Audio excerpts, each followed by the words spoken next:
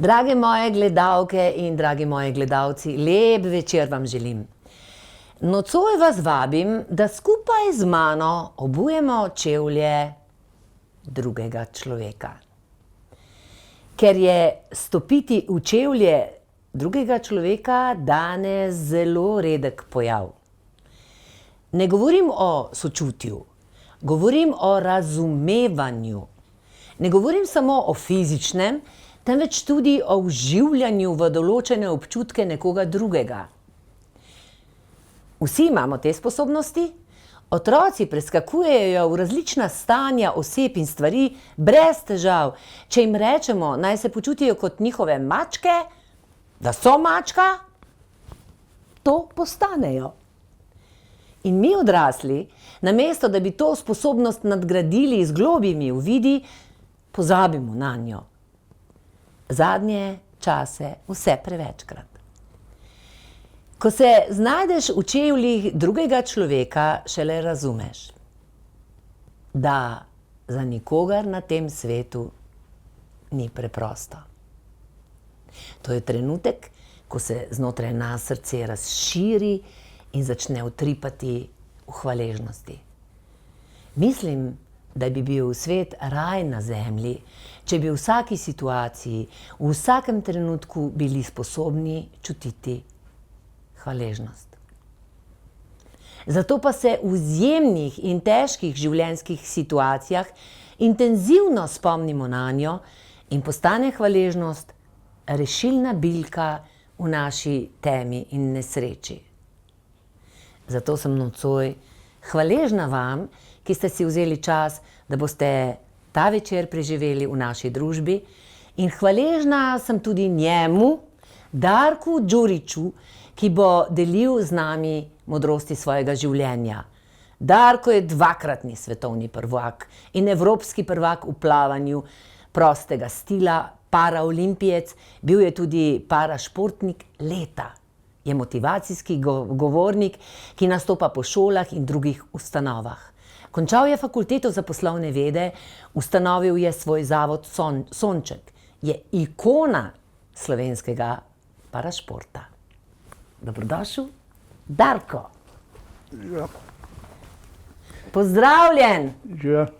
Kako? V redu. Dobrodošel v studiu, izvoli. Hvala.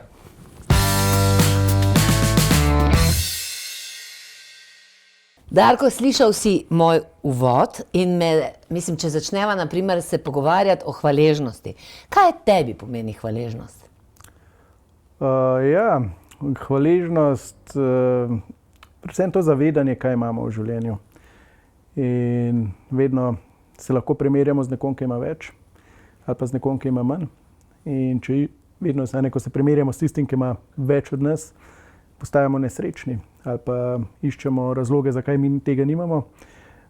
Če se primerjam z nekom, ki ima manj, pa se dejansko zavedamo, kaj res imamo v življenju. In tudi sam, recimo, ko pademo v neko črno luknjo, nezadovoljstvo ali pa ko se mi preveč stvari nabere, na koncu dejansko mi res pomaga hvaležnost, da se zavem, kaj vse sem v življenju dobil, kako lepo življenje imam, ne glede na vse okoliščine, in grem potem veliko lažje naprej, prebrodim vsako krizo na ta način. Darko, tebe, tvoja življenjska zgodba, v nas vseh bo vzbudila hvaležnost, ne?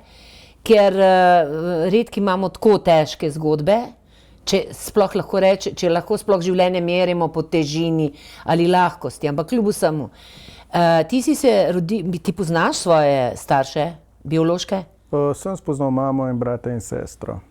In ti si se rodil v Sloveniji? Tako je, v Mariboru. V Mariboru, in oni te niso sprejeli? Ali kako je to bilo? Verjetno je bila doma težka situacija, finančna, druge okoliščine, in kako so ocenili skupaj s socialno službo, točnih podatkov nimam, kaj točno se je takrat dogajalo.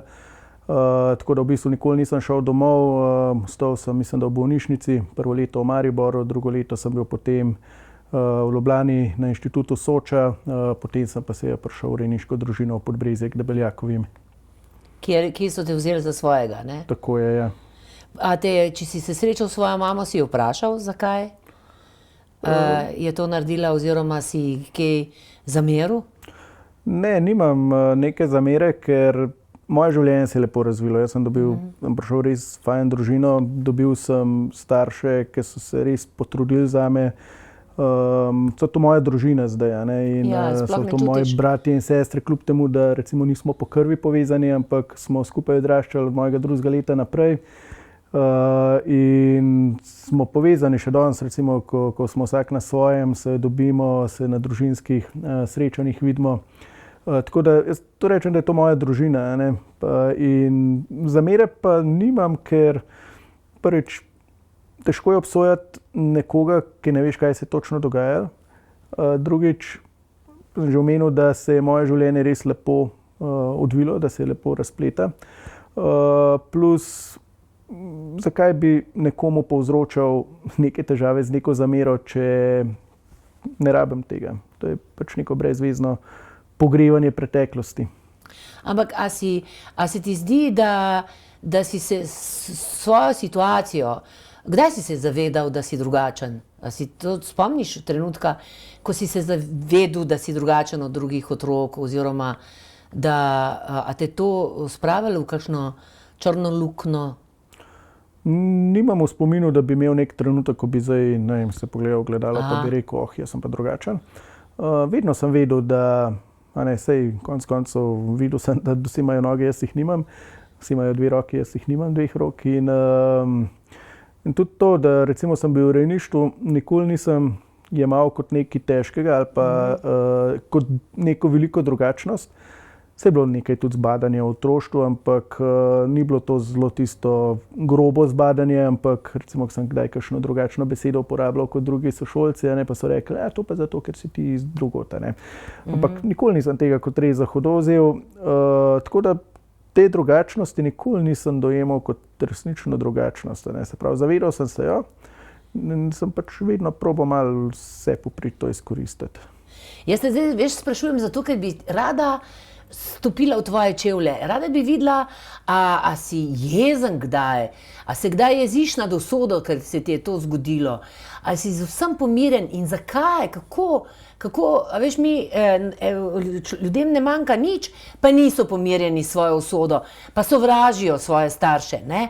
A veš, rada bi začutila, kje, mislim, to razliko, ti pa si zadovoljen s svojimi starši oziroma krušnimi starši, ki si jih doživljal kot starše. A ti niso nikoli težili? A te niso nikoli komandirali? Ja, seveda, mislim, sej kot otrok, ali pa mladostnik, ko se želiš osamosvojiti in se oni malo po svoje razmišljajo, ti po svoje, se pride do teh trenj, pa razlik v razmišljanjih, pa prepirov in vsega, ampak jaz, ko pogledam, ravno ta hvaležnost pomaga, da oni, kljub temu, da so imeli majhno kmetijo, 4 svoje otroke, so mi dali dom. In ne glede na to, nismo imeli izobilja, nismo bili bogati materialno, ampak jaz sem dobil vse, kar sem rabil. Pripravili so me na življenje, na samostojnost, na to, da danes funkcioniram, kot funkcioniram. In jeza, mislim, da nima tukaj mesta. No.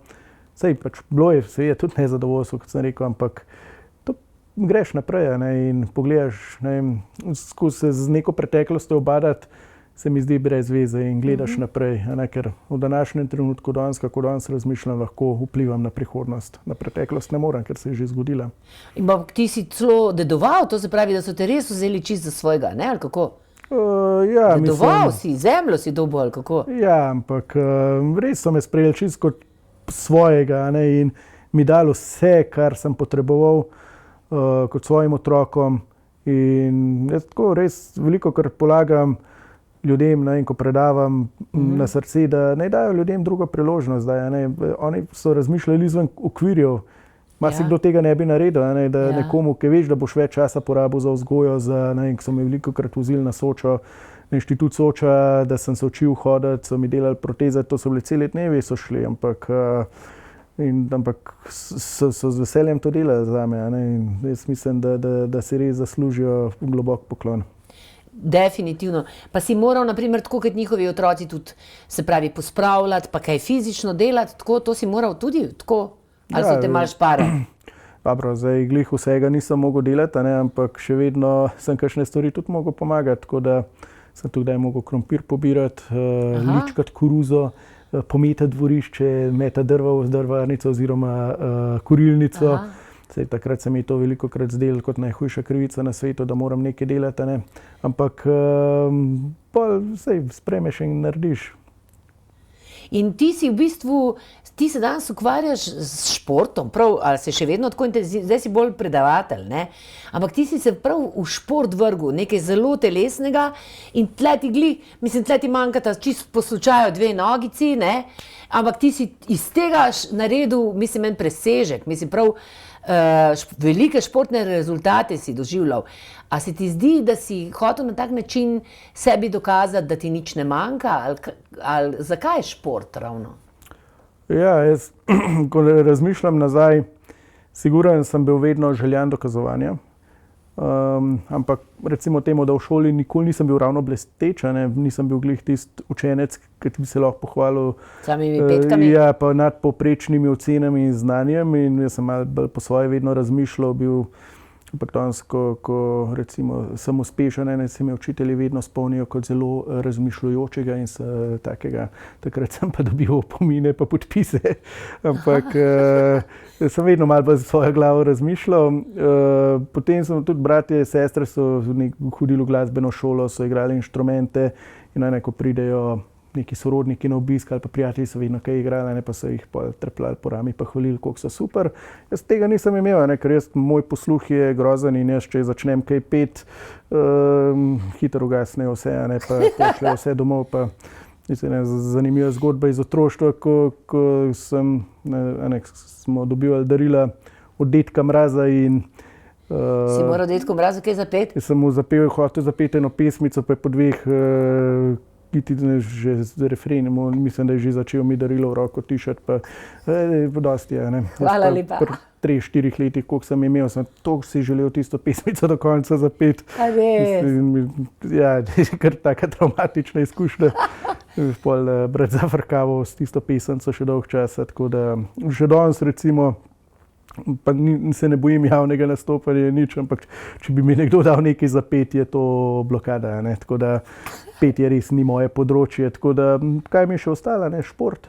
Ja. In ko sem dobil priložnost najprej v odbojki, sem leta 2005 začel trenirati sedečo odbojko. Sedečo, aha. Ja, jaz sem takoj že sanjal kot otrok, mislim kot mladostnik, da bom slaven športnik, da bom hodil po svetu, da bom osvajal medalje. Sem videl, da to pač v odbojki ne bo mogoče. Prvo, z eno roko nisem bil ravno konkurenčen v igri, kljub bojevitosti, borbenosti. Potem so me pa povabili v plavanje.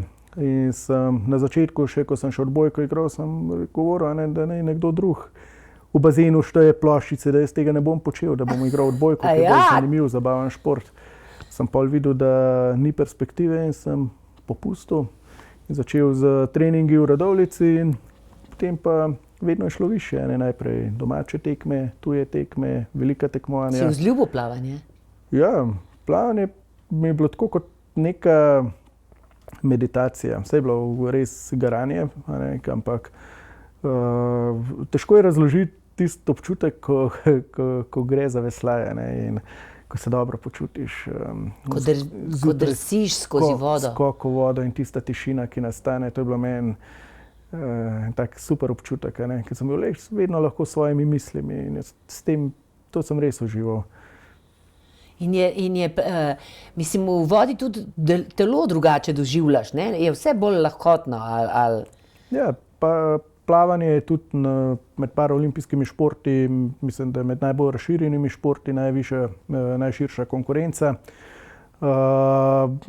Telo dela čisto drugače, fizika je drugačna, zelo različni tipi poškodb se lahko gibljejo v vodi in imaš od res tistih najhujših poškodb do tistih najmanjših. Tudi poškodbe lahko pri plavanju v vodi, kaj narobe za veslaje delaš? Ali kaj se lahko zgodi? Ja, poškodbe, mislim, trening je trening in tudi, če pretiravaš, pride kakšne natrgane mišice. Sam sem imel precej težav zaradi preobremenjenosti, ker sem samo z eno roko plaval. Smo vedno mogli dozirati potem količino treninga, ampak bolj kot poškodbe, domišljeno, kako različni tipi invalidov ali pa z invalidosti lahko funkcionirajo v vodi.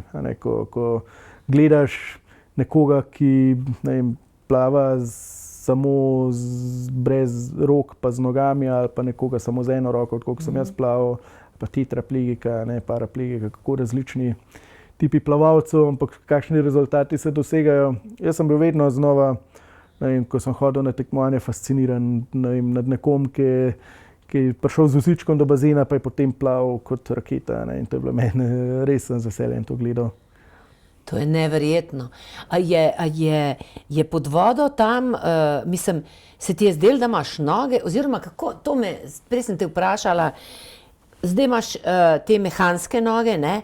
A jih čutiš ti, kako ti čutiš v vodi, a si čutil, da celo telo dela, oziroma kakšen kontakt imaš s temi nogami, s katerimi se v bistvu lahko premikaš svobodno, drugače bi moral vse posod z vozičkom, ne? Ja, razumem, vem, kaj počnem z nogami. A tvoji možgani v bistvu doživljajo te noge kot prave? A veš, tle me zanima ta kvantni preskok, kaj mi lahko s temi možgani delamo. To verjetno se ti tudi malo izobražuješ oziroma bereš te stvari, ne? Ja, lahko bi se bolj sicer, ampak jaz mislim, da sprejel sem pač proteze kot del sebe, se pravi, zavedam se, da jih rabim. Včasih so pač neudobne, zoprne za nositi. Kaj te bolijo ali kako? Ja, to pač ni najbolj udobna stvar na svetu, ampak če hočem iti nekam, jih moram gor dati, in moram potrpeti. In sem rekel, da dokler bom lahko funkcioniral na ta način, bom, ker želim doživeti življenje maksimalno. Tudi recimo, ko letim v tujino, pa če pride na en tisti daljši let, ko so 10 ur in daljši, se je to neudobno, ampak mene zanima samo, kaj me na koncu čaka, kakšna nagrada, če lahko temu tako rečem. Tako da, ja, vem, kaj se dogaja, recimo, ko butnem ob tla, čutim vibracije, se pravi, moje živce že toliko poznajo vse skupaj. Tudi vem, če bom padel, hitro predvidem vse, kaj se bo dogajalo. No, vidiš, da si povezan potem, ne? Je pa, v bistvu, moraš biti v stalnem nekem pozoru, če lahko rečem. Vsak korak moram predvideti, pogledati, če je robnik, stopnica, klančina, če je neravni teren, recimo, če so ploščice oziroma te kamnite kocke, a so kakšna ven gleda, da se ne spotaknem, da mi ne vzame ravnotežja. Kaj si pa ves čas malo pod stresom? Mogoče. Ampak jaz drugače niti ne znam funkcionirati, se pravi, vem, da moram skozi biti pripravljen, da se nekaj zgodi, tako da verjetno, če sem pod stresom, niti ne vem. Ampak verjetno si, ne, malo, mislim. Ampak v vodi nisi bil pod stresom, ne? Oziroma, a si se gnal za rezultate, si hotel biti prvi? Ali kako si to šport jemal? Mislim, prav tekmovalno tako? Ja, ne bi prišel do takih rezultatov, če ne bi bil tekmovalen, in mene so zanimale samo medalje. In tudi, ko sem enkrat videl, da moj osnovni cilj je bil doseči paraolimpijsko medaljo. Vedel sem, da sem to sposoben. Ni se mi čisto šlo, na koncu sem bil 3-krat četrti na paraolimpijskih igrah, kar sem takrat vzel kot nekaj zelo groznega, kot da sem mi svet podaril. A res? Kako si pa pol to razočaranje preživel? Zelo težko. Takrat je bilo seveda težko obdobje, tudi po Riu 2016, ko sem bil četrti. In ko sem se nekako zavedel, da sem zadnjo priložnost za medaljo verjetno zamudil.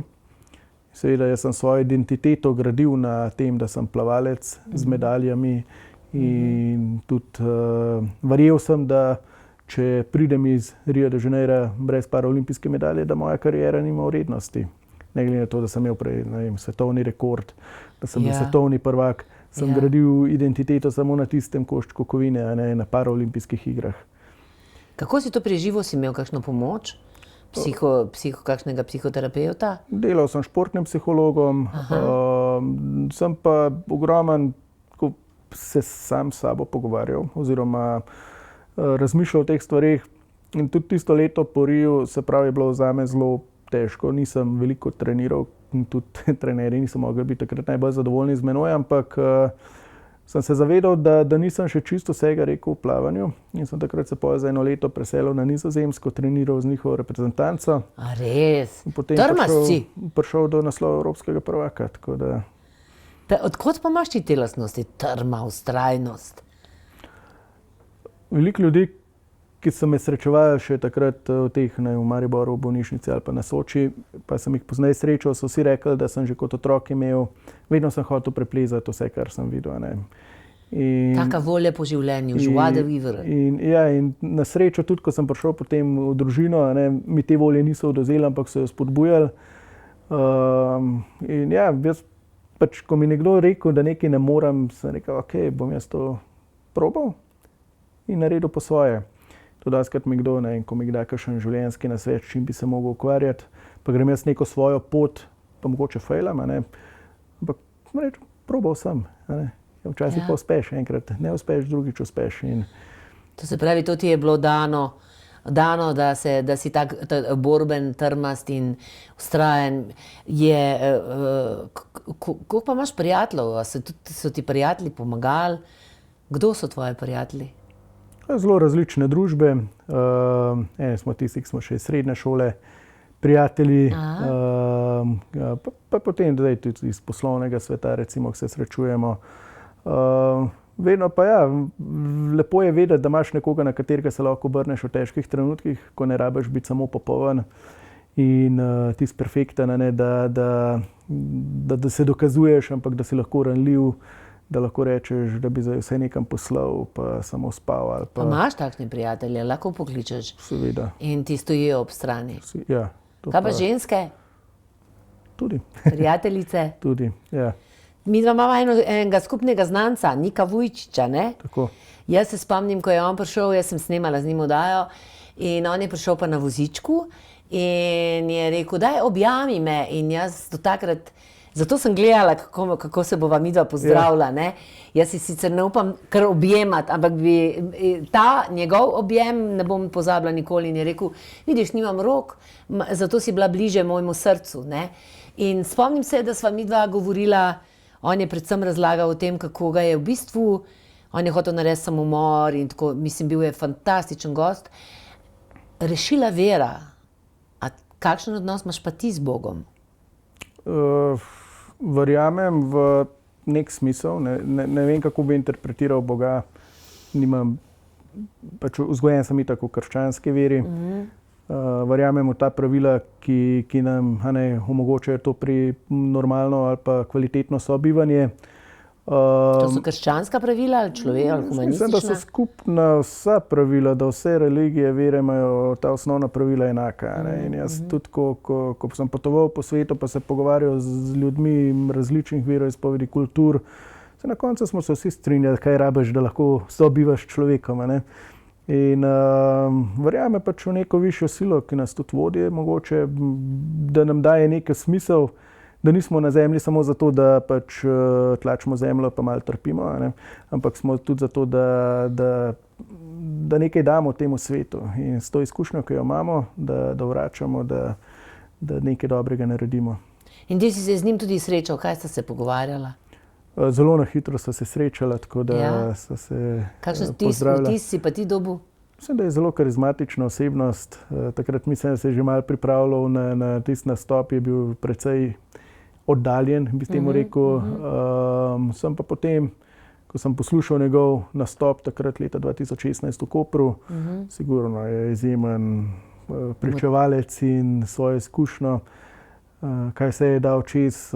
Jaz recimo imam eno roko, res lahko uporabljam proteze, lahko funkcioniram, njemu verjetno je bilo veliko težje in nekatere stvari, kot je tisto zbadanje, ki ga je on v otroštvu doživljal, zaradi katerega je tudi pomislil na samomor.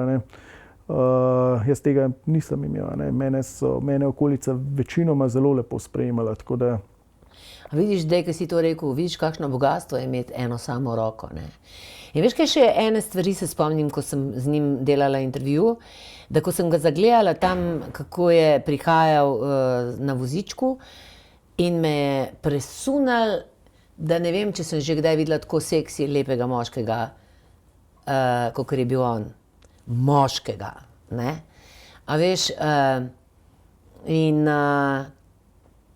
to se pravi, moški ne rabi imeti ne nog, ne rok, da je moški in da je seksi. Kako pa ti svojo moškost? Mislim, on ima družino in tako naprej. Kako je pa tebi tukaj, si našel svojo srčno izbranko? Zaenkrat še ne. Ampak ja, jaz mislim, da izkušnje učijo, da ni potrebno, da si popoln. Vse kaj je popolno sploh. Ali ima tista postava iz naslovnice, ki je po vseh parametrih popolna, pa glava ne deluje ravno v pravo smer, ali je samo glava tista, ki je pač neka kombinacija. Jaz mislim, da moški je tisti, ki mora ali pa lahko da varnost, in ženski, da se dobro počuti, varno počuti in da se ona potem pripravljena prepustiti, da bo s tem moškim imela otroke in ustvarila družino. Ti si želiš družino? Sigurno, ja. Si želiš? Kako slovenske ženske, kako so te sprejemale? S kakšnimi so imele kakšne predsodke? Si trčil? Ja, sigurno. Jaz mislim, da sigurno je tista, ki gleda bolj na vizualno podobo, da ne bom čist padel v te parametre njene. Če kakšna gleda bolj na drugačno varnost, sigurno lažje. In mislim, da težko zdaj o tem govorim, ker trenutno nisem uspešen na tem področju. Ampak jaz mislim, da če sebe sprejmeš takšnega, kot si, veš, kaj lahko daš. Jaz ne morem obljubljati ženski, da jo bom v hribe vozil na izlete, lahko pa druge stvari počnem. Ampak ti si v najboljših letih, lep si, umirjen vidim in tako za to, da pritegneš kakšno žensko. A se bojijo tvoje invalidnosti? Ne. Ali imajo predsodke njihovi starši? Mislim, kako... Imel si pa par zvez, ne? Ja. Mislim, jaz se zdaj malo dotikam, si rekel, da te boli, se te nočem preveč, ampak tako bi rada tudi nas, spomnila, da nam ni treba gledati tako klasično, ne, človeka, ampak da je lepo, če vidimo tvoje srce, tvojo energijo, tvojo toplino, tvojo željo, tvoje čarobne, črne mandljaste oči. To vprašanje glede zveze je zame bilo vedno težje, ker mogoče neki odnosi, zaupanje mi ni bilo ravno dano. Verjetno tudi to izkušnja zapuščenosti ob rojstvu, ki je neka primarna bolečina. Potem tudi obstaja knjiga, ki to razlaga in sem kar nekaj podobnosti videl. Katera knjiga to? Naslov je Primal Wound, oziroma neka ameriška psihologinja, ki je imela tudi posvojeno hčerko in ni razumela, zakaj se ta hčerka to kopira, kljub temu, da je ona vso ljubezen daje. In je pol začela raziskovati vzorce otrok, ki so bili zapuščeni ob rojstvu in je potem videla, da obstajajo neke povezave, kako se obnašajo in tudi potem, ko so se s kakšnimi starši, ki imajo posvojene ali pa otroke v rejništvu, so neke skupne točke. In jaz siguren sem človek, ki nisem zaupljiv, tako da težko pustim drugemu blizu. Brezpogojno zame ne obstaja, ker prvi pogoj, da bi bil sprejet, ni bil izpolnjen. Se pravi, jaz nisem bil sprejet zaradi invalidnosti. Lahko zdaj probam to racionalno pogledati na način, pa upravičiti situacijo, ampak dejstvo je dejstvo. In brezpogojno zame ne obstaja. In ko govorijo ljudje o brezpogojni ljubezni, sprejemanju, prepuščanju, zaupanju, je zame tako, to je zame science fiction. Ja. Verjamem, da obstaja, ampak v mojem svetu je to jaz moram poskrbeti zase. In ti skrbiš zase, ne? Trudim se. Ja, ti živiš na državni podpori, ne? Ali sam si zaslužiš vse? Sigurno, jaz sem si rekel, da dokler lahko funkcioniram, se pravi, da podjetniški način razmišljam, si sam zagotavljam plačo.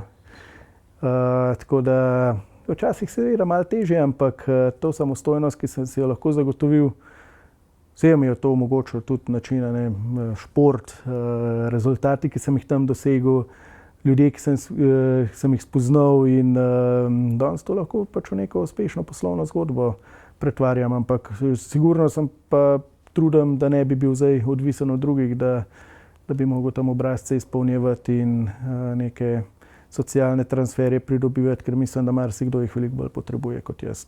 Kako lepo. Ampak prej smo se malo dotaknila tega, objemaš se pa vseeno ne preveč lahko, mislim več, z mamo se nisi tukaj objel, kako je s temi objemi? Ja, ti prvi stiki zame niso, so bolj oddaljeni, tako da roka mi je veliko lažje. Vse s prijatelji in tistimi bližnjimi, ki sem se seveda objamem, ampak rabam nekaj časa, da... Se rad crkljaš? Crkljaš tako? Ja, in ne, pride do neke zasičenosti hitro. A ja? Ja. Se pravi, intimnost tako hočeš imeti pod kontrolo, da ne bi bil prizadet? Mogoče je, da je ta strah pred to zapuščenostjo in potem probaš stvari vzeti v svoje roke ali pa svojo roko premena, in nekako kontroliraš, da ne boš zapuščen, da se ti ta izkušnja ne ponovi. Jaz sem se že pogovarjala tudi na televiziji, naprimer jaz bi se tega sicer samo dotaknila, da ne bi šla preveč intimno, ampak seks je tudi zelo pomemben, kako pa ti ga doživljaš? Kot invalid oziroma kako je to, kako je to tebi pomembno oziroma a s temi treningi in s tem tudi v bistvu to seksualno moč usmerjaš v kreativnost? Sem sigurno kot moški so se iste potrebe, se pravi niso nič drugačne od nekoga, ki ima noge in roke. Dojemanje tega je pa spet zelo podobno, ko imaš osebo, kateri zaupaš v teh resnih zvezah, sigurno je bila to čisto drugačna izkušnja, kot pa ko se stvari zgodijo na hitro. In tako da sigurno na ta način zelo verjetno podobno gledam. Ko si mlajši bil, si se hotel malo dokazovati, pa čim večkrat, ko si šel ven, žurati, pa kakšno domov peljati, ampak zdaj z leti me te stvari sploh ne ganejo več in se bolj iščeš povezavo kot pa seksa. Aha, zakaj pa so, če smem vprašati, seveda, tvoje zveze? Si imel že resne zveze? Ja, ena je bila 2 leti približno trajajoča, ena 3 leta, tako da... In zakaj se je to, sta se razšla zaradi tega, ker se nista razumela, zaradi česa? Ja, prvo je bilo sigurno to, ker so bila še mlada, sem je takrat, se pravi, 21 do 23, nekaj takega. In tisto, ne razumeš še čisto vseh stvari, kako funkcionirajo na tem svetu. Malo se še želiš raziskovati, dokazovati in tako naprej. Druga zveza je pa sigurno malo razlike, karakterne vizije življenja in tako naprej. Sem tudi takrat zaključil plavalno kariero, sem se malo izkušal v določenih stvarih. Določenih stvari tudi nisem mogoče znal izraziti, pokazati in pol naenkrat se ta razdalja toliko poveča, da težko priješ nazaj skupaj. Kaj ti misliš o današnjih ženskah, teh slovenskih, ki jih srečuješ? Mislim, da so, pa bom zdaj zelo klišejski, ali pa ženske ste izjemna bitja in izjemna energija, ampak v različnih okoljih različne ženske spoznavaš. Nekje so bolj karierno usmerjene, kjer veliko več pomeni status, ki ga imaš v družbi, nekatere iščejo drugačne lastnosti. In nekako sem probal sprejeti eno dejstvo, da ne rabim 100 ali pa 1000 žensk, ki me vidijo kot nekoga, ampak rabim samo eno. Tako da, Če bi zdaj manifestiral, kakšno bi si želel žensko? Deva, na primer, manifestirati. Kaj veš, mogoče bo jutri prišla v tvoje življenje. Manifestacije mi nikoli niso šle dobro. Niso? Od roke. Iz ust? Ja, te stvari...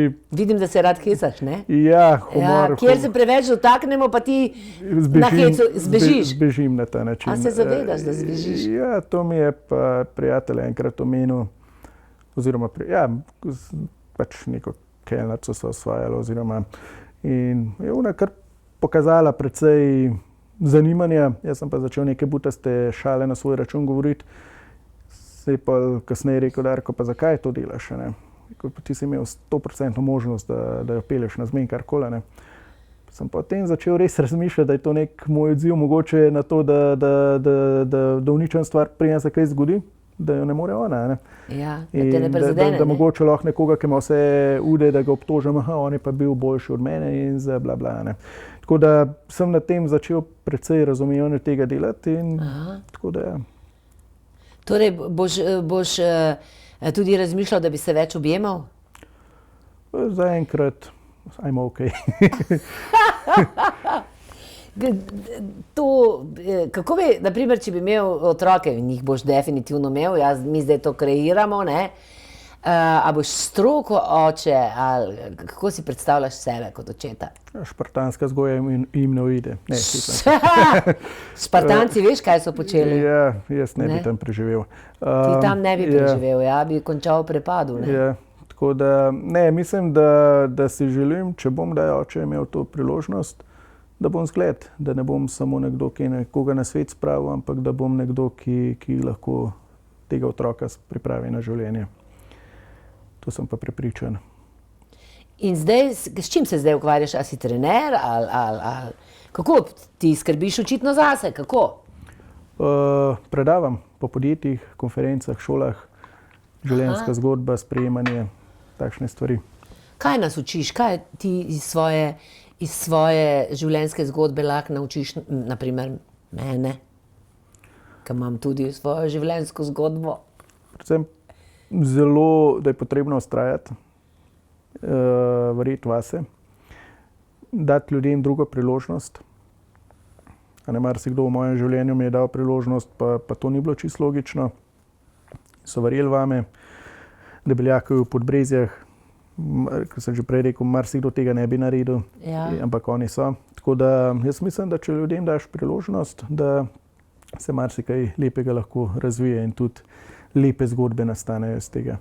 Kaj pa to pomeni, da sebe ceniš, da imaš sebe rad?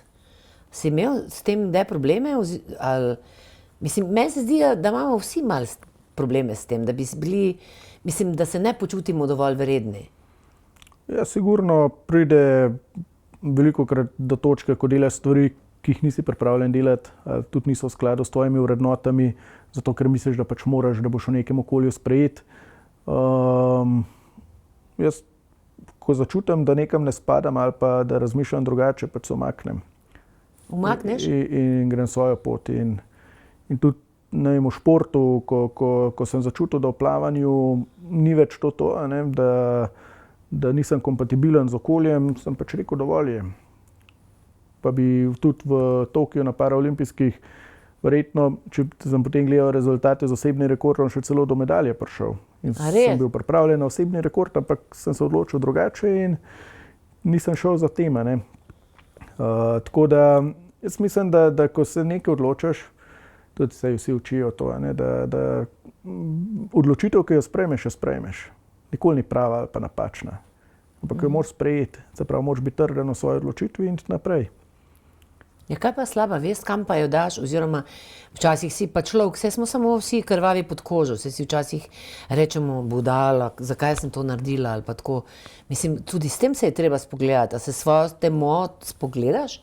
Ja, seveda, včasih sprejemaš odločitve, ki so mogoče egoistične, mogoče so sebične. In sem en kolega mi enkrat, ko sem šel iz startupa, mi je pomagal urediti eno službo, pa sem zadnji dan zavrnil podpis pogodbe. Ampak sem takrat čutil, da tega ne morem narediti in ko sem se kasneje slišala, sem rekel, oprosti, ampak jaz vem, da ne bi bil dodana vrednost v tej službi oziroma bi jaz trpel in vsi okoli mene bi trpel, ker bi negativno energijo prinašal v to okolje. In nisem tega naredil in je bilo sebično, sigurno, ampak mislim, da so verjetno boljši kadar od mene potem našli, vsaj upam. Kaj pa, a so te kdaj ljudje na podlagi tega, da si, oziroma da nimaš nog ali pa kaj vem, kdaj žalili oziroma so te kdaj prizadeli? Kako to Slovenci doživljamo? A se samo delamo, da te razumemo ali kako ti to doživljaš? Dobro, ko mi nekdo reče, da me razume, ker je imel gležen zvit, to verjamem, da se dela, da ve, ker jaz nikoli ne vem, kako je nekomu, ki si gležen zvije.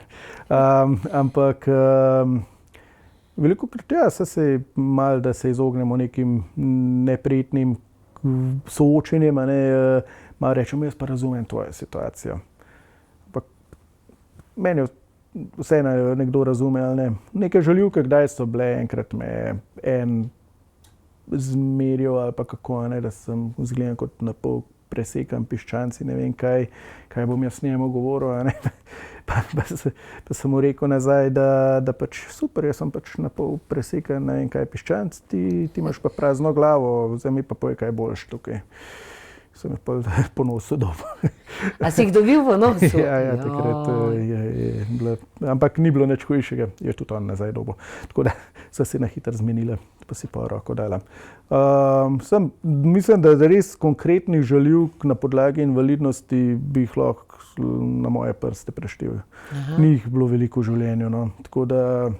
A mi res, mislim, vas, kako imaš ti, kakšna je tvoja izkušnja, vas res jemljemo, mislim, razumemo v tem smislu, da vas jemljemo enakopravno, da se dobro počutiš v naši družbi. A je to, ali je to bolj malo sam bomo za invalide poskrbeli, pa tiste klančine naredili, če že moramo? Jaz mislim, da mora tudi vsak sam poskrbeti zase. Se pravi, ne moramo mi kot osebe z invalidnostjo pričakovati, da se bojo zdaj vsi z nami ukvarjali, zato ker smo pač drugačni. Ampak tudi mi moramo pristopati. Jaz kot otrok, ko smo igrali nogomet, pa so mi prilagodili igro prijatelji. Pa je bil gol nižji, pa nikoli nisem bil v offsideu, recimo. Ampak ko so igrali resno igro, sem bil jaz sodnik ali pa navijač. Nisem mogel z njimi in sem to mogel sprejeti, ker sem vedel, da pač tega ne morem početi. Vse ni bilo enostavno, pa jih gledati, ko se tam borijo za žogo, pa to, ker sem želel biti zraven, ampak sem vedel, da pač tega ne morem zraven delati. Sem pa lahko druge stvari delal in mislim, da smo tudi mi odgovorni, da smo sprejeti, se pravi. Takrat me je ena kolegica, ki je bila na vozičku, pa je jamrala, da jo drugi ne sprejemajo, pa sem jo vprašal, kaj ti sprejemaš sama sebe? In če jaz samega sebe ne sprejmem, kako lahko potem pričakujem, da me bojo drugi sprejemali? In kako, naprimer, če pogledaš v današnji družbi, to se pravi, da, kaj boš pa, naprimer, rekel enemu, koga izločamo iz družbe, naprimer, kaj jaz vem, zadnjič sem imela en pogovor, ki z eno mamo prizadete deklice, ki je rekla, da ni želela, da gre njena hčerka v šolo za prizadete, ampak normalno, da je lahko tam napredovala. Se pravi, to sprejemanje različnosti in drugačnosti je zelo pomembno.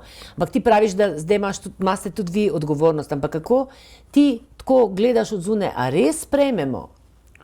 To te sprašujem. Ko sem šel v šolo, sem bil usmerjen v Zavod za usposabljanje invalidne mladine, takrat še Kamnik, oziroma pa se starša nista strinjala, da bi šel in sta želela, da gremo redno osnovno šolo. Redno osnovno šolo, no vidiš? Tukaj je bilo potrebno spet to razmišljanje izven okvirjev, ki je ravnatelj takratni osnovne šole Naklo, se je strinjal s tem, da jaz gremo redno osnovno šolo. Takrat to ni bilo samoumevno. Pa sem potem šel in normalno funkcioniral. In potem, ko sem se vpisal v srednjo šolo, so na eni srednji šoli takoj nakazali, da si ne želijo, da se jaz tja vpišem. Ker bojo z mano imeli delo, bojo mogli asistenta zaposliti in tako naprej. Na drugi srednji šoli v Radovljici, ekonomski gimnaziji v Radovljici, je ravnatelj takoj rekel, se te veselimo, bomo poskrbeli, da se ti lahko redno šolaš pri nas. In sem imel to možnost. Ampak če se jaz samo potem, glede na to, da okolica mi omogoči vključevanje, in prav je, da omogoči, ampak če bi se jaz odaljeval od svojih prijateljev, sošolcev in tako naprej, ne morem pričakovati, da me bojo oni sprejemali. Ne moreš prisiliti v to. To se pravi, da vsi tisti, ki jih naša družba izloča, da naj malo premislijo, kaj lahko oni naredijo, da se približajo družbi. Kaj pa, če si, na primer, cigan, pa nimaš tega znanja, niti neka čudna tradicija in tako naprej? Okolje je zelo pomembno, in te vprašanja so zelo zahtevna in večplastna, če lahko rečem. Pa me zanima, kaj misliš, veš? Ampak sigurno, sej primer vključevanja, ne vem, kako je pravilen izraz, Romov, Ciganov v družbo, prek Muri je veliko bolj uspešno kot recimo na nekih drugih. To se pravi, da se da, ne? Ampak so to dolgoletni projekti, ogromno vloženih sredstev, ljudi, ki so energijo v to vlagali. In tudi, da smo invalidi danes toliko vključeni v družbo, to ni proces, ki se je zgodil z danes na jutri, ampak je proces dolgih let trdega dela ljudi, ki so verjeli v to zgodbo. Tudi primer, recimo, ko pred Londonom 2012 paraolimpijskimi igrami se je o parašportu v javnem prostoru zelo malo govorilo. Ja. In recimo sem osvojil prvo medaljo leta 2011 na Evropskem prvenstvu, sem bil drugi. Je bilo v enem spletnem portalu 2 vrstici napisane, Darko Đurić bil drugi na Evropskem prvenstvu, nič intervjuja, nobene stvari. Ampak potem v London je šla ekipa nacionalke, novinarska, in so redno poročali in se je začel kolesje začelo vrteti. In tudi zdaj, ne vem, vemo, da marsikdo verjetno več kot enega parašportnika lahko našteje. Takrat še vedno nismo tam, kjer bi se želeli biti, ampak se je to izjemno izboljšalo. Kje se bi želeli biti? Enakovredni. Enakovredni? Ja. Enakovredni? Se ti zdi, da nismo enakovredni? Sem dostikrat dobival komentarje, ko recimo smo postavljali sezono, pa smo stroške računali, pa je nekdo rekel, tole pa predrago. Sem rekel, ok, bom dobil sponzorska sredstva. Darko, moraš razumeti, to je parašport, šport invalidov. Je super, kva naj zdaj naredim. In velikokrat tudi v glavah odločevalcev je še vedno ta bariera, da govorimo o drugačni stvari. O drugorazrednem športnikih v bistvu. Da vas samo malo podpiramo, da se malo telovadite. V resnici pa je to, mislim, čist enakovredna panoga. Mislim, kar se treninga tiče, sigurno moraš trenirati, da prideš do rezultatov, moraš imeti pogoje. Ko sem bil na Nizozemskem in sem tam videl, kako imajo postavljen sistem, kjer je paraplavalna ekipa svoja ekipa in plavalna ne svoja. Ampak plavalna zveza tam oziroma njihova nacionalna panožna zveza postavi program, imenuje selektorja, trenerje in potem se glede na rezultate, ki se dosegajo se potem tudi finance in vse skupaj razdeljujejo. In to je posebej enakovredno. Se pravi, če so medalje, če so rezultati, napredek, so boljši pogoji, če jih ni, se gre korak nazaj. Ampak je merljivo. A ti se zdaj se z biznisom ukvarjaš, vidim, da to ti pa teče kot namazano, to te zanima, ali kaj? Ja, sigurno je veliko lažje cifre premetavati, kot se v čustvih pogovarjati. Sem pa hotela slišati tvoje, kaj tvoj srce govori in kako čuti. Kako čutiš svojo Slovenijo oziroma kako čutiš jo, kakšne barve, kakšne topline? Ti si rekel, kaj si? Srb po rodu, Štajerc in pa zarastel si pa na Gorenjskem, ne? Zdaj pa živim na Dolenjskem. Zdaj pa živiš kje? A res, na Dolenjskem? Sva pa soseda. Jaz tudi Štajerka. Se spreminja življenje, ampak Slovenija jaz tako vidim kot zelo lepo. In tudi ljudi, srčni ljudje. Kar nekaj držav sem že videl, ne glede na to, da se radi primerjamo, ki je bolj, slabše. Ja. Bil sem 3-krat v Rio de Janeiro, pa res izjemno uživam tam, res una toplina ljudi. Imaš rad Južno Ameriko, vročo, temperamentno? Energija, ja, temperament, nasmejani ljudje, ampak sigurno se vedno rad vrnem v Slovenijo.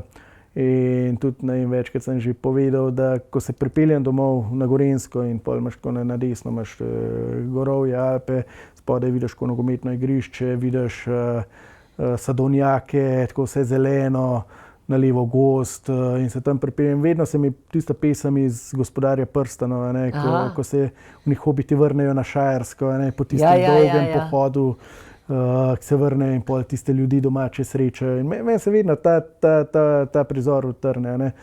Ko priješ neko domače okolje, ko starši potem spiješ kavo, pa si prej, 2 dni prej si bil pa na drugem koncu sveta.